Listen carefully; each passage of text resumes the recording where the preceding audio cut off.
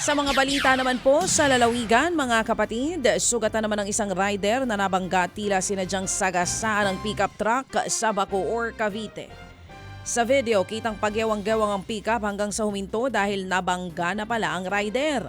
Tumilapon po ang rider sa kalsada, pero imbis na bumaba ang driver ng pickup, ginulungan pa nito ang nakahandusay na rider.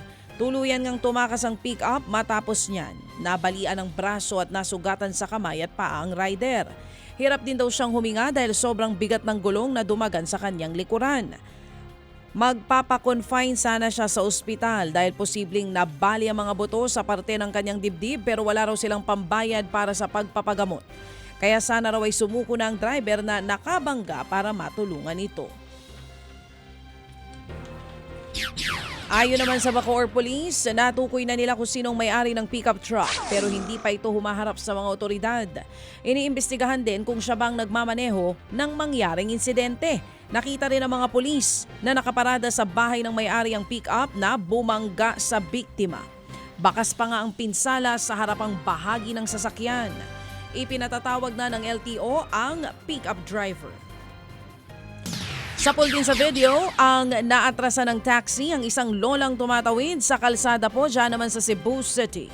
Dahan-dahang tumatawid sa kalsada sa Barangay Santa Cruz ang biktima nang umatras ang taxi.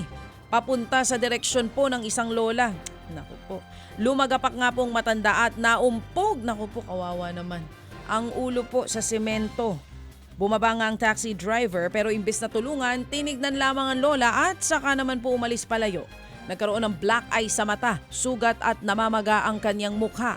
Natunto naman ang driver dahil na rin sa kuha ng CCTV. Wawa naman si Lola.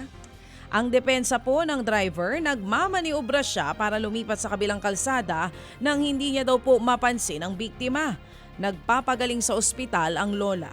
Nakakulong naman ang taxi driver na nahaharap ngayon sa reklamong reckless imprudence resulting in physical injury. Kung umaatras, hindi nga daw po napansin. Pero ang sabi ng pamilya po ng biktima, itutuloy daw po nila yung kaso dun sa taxi driver.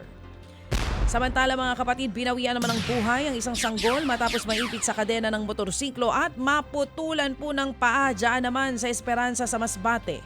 Dala ng kanyang ina, nakaangkas sa motorsiklong sanggol nang sumapit ang lampi nito sa kadena ng motorsiklo.